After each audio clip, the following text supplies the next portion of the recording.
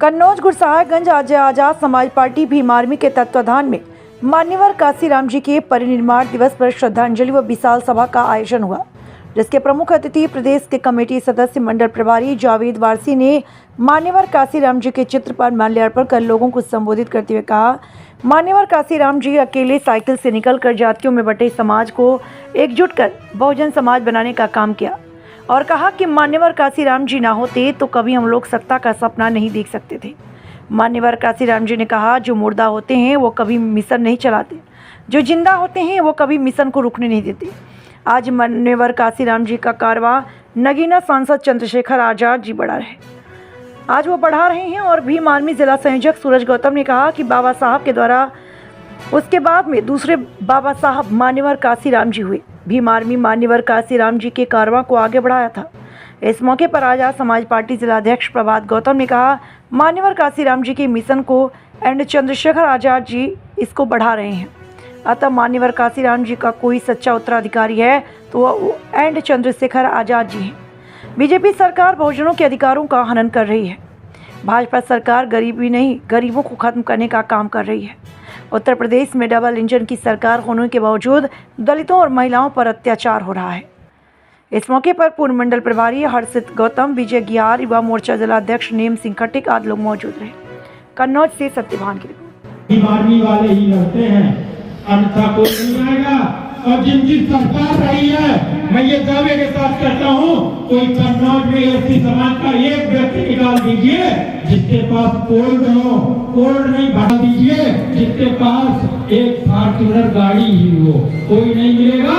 इन्होंने किसी को आगे बढ़ाने का कुछ नहीं किया। इनकी सरकार में सिर्फ मनवादी ही आगे बढ़े हैं। इन्होंने ही सत्ता चलाने का काम किया है। तो अपनी बात को ज्यादा ना लंबे कर। शिक्षा मिलनी चाहिए, बोलो भाई, मिलनी चाहिए नहीं मिलनी चाहिए? मिलनी चाहिए। दूसरी सरकार के सभी विभागों में आबादी के अनुसार हिस्सेदारी आरक्षण मिलना चाहिए कि नहीं मिलना चाहिए? मिलना चाहिए। तीसरी, निजीकरण किए गए विभागों में हिस्सेदारी आरक्षण व्यवस्था तत्काल लागू होनी चाहिए कि नहीं होनी चाहिए? नहीं चाहिए। बढ़ते हुए अन्याय अत्याचारों को बंद करना चाहिए। हमारे महापुरुषों की प्रतिमाएं एवं धार्मिक स्थान को तोड़ना तत्काल प्रभाव से बंद किया जाए। अतः उपरोक्त समस्याओं को दूर करने हेतु हम सभी बहुजन समाज के साथी संकल्प लेते हैं कि महात्मा ज्योतिबा भाई फूले जी, छत्रपति साहू जी महाराज, बाबा साहब डॉक्टर भीमराव अंबेडकर जी एवं मान्यवर साहब काशीराम जी की विचारधारा को आगे बढ़ाने के लिए पूरे देश में एकमात्र नेता एडवोकेट चंद्रशेखर आजाद जी हैं। कुशल नेतृत्व में हम लोग आजाद समाज पार्टी माननीय काशीराम चाहते हैं कि चंद्रशेखर भाई उस पार्टी की ड्यूटी है, लेकिन ये आप सिद्ध हो गया। आज लखनऊ की धरती से एक नेता ने बीजेपी के समर्थन में बयान दे दिया है। अब आप समझ सकते हैं कि बीजेपी की बी टीम कौन है, कि एक और जो बीजेपी से सीधा मुकाबला कर रहे हैं और एक और जो एसी में बैठकर बीजेपी के इशारे पर काम कर रहे हैं। कौन है बीजेपी के बी टीम के रूप में, ये आप लोगों को तय करना है। हम ज्यादा कुछ बातें ना करते हुए, क्योंकि हम लोगों के बीच में मुख्य जी बैठने वाले समय में एडवोकेट चंद्रशेखर आजाद जी के कंधों को मजबूत करना है और उनको उत्तर प्रदेश की गद्दी पर पहुंचाना है।